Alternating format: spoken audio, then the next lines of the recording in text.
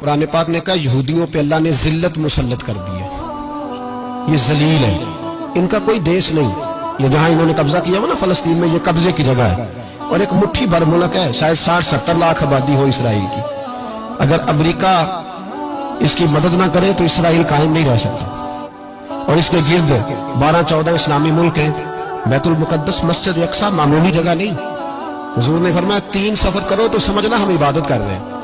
کون کون سے؟ فرمایا اگر بیت اللہ جاؤ تو عبادت سمجھ کے جانا، مسجد نبوی کی طرف جاؤ تو عبادت ہے، اور مسجد اقصیٰ کی طرف جاؤ تو یہ بھی عبادت ہے۔ اور فرمایا مسجد اقصیٰ میں جس نے ایک نماز پڑھی اسے 25,000 نمازوں کا ثواب ملے گا۔ یہ وہ مسجد ہے جس کے ساتھ معراج شریف جڑا ہوا ہے۔ قرآن پاک نے کہا کہ اس مسجد میں سبحان الذی اسریٰ بعبدہ لیلا من المسجد الحرام الی المسجد الاقصیٰ۔ مسلمانوں، قرآن کہتا ہے کہ تمہارے معراج کی شان رسول پاک کی مسجد اقصیٰ سے جڑی ہے۔ جس محبوب کو رب معراج کرائے تو مسجد اقصیٰ میں لا کے کرائے۔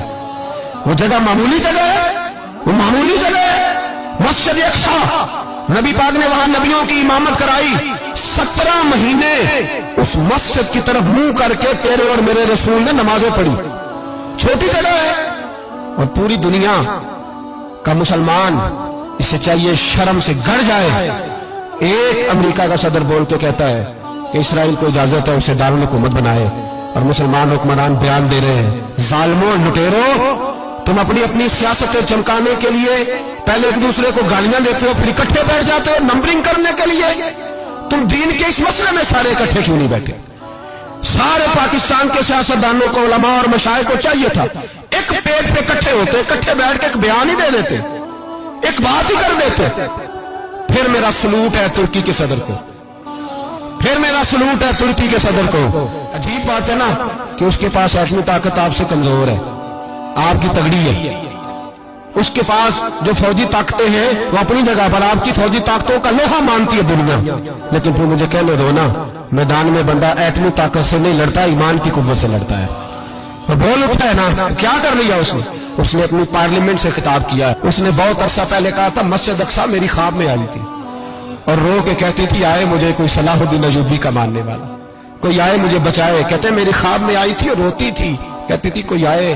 اور ایک شاعر نے کہا مسجد اقصیٰ نبی پاک کو بھی بلاتی ہے، کہتی ہے ایک بار پھر طیبہ فلسطین میں آ، راستہ دیکھتی ہے پھر مسجد اقصیٰ تیرا، ایک بار پھر سے طیبہ سے فلسطین میں آ، راستہ دیکھتی ہے پھر مسجد اقصیٰ تیرا۔ کوئی بولا ہی نہیں اتنا مقدس مقام، چھوٹے چھوٹے بیانوں، کہیں اکٹھے ہو جاؤ، پیش کوئی کر رہا ہوں بڑی جلدی۔ اس امریکہ کو لوگ ٹوٹتا ہوا دیکھیں گے، اس سے بکھرتا ہوا دیکھیں گے، اس سے لرزتا ہوا دیکھیں گے، اس لیے کہ مقابلے رب رسول سے اتنے آسان نہیں۔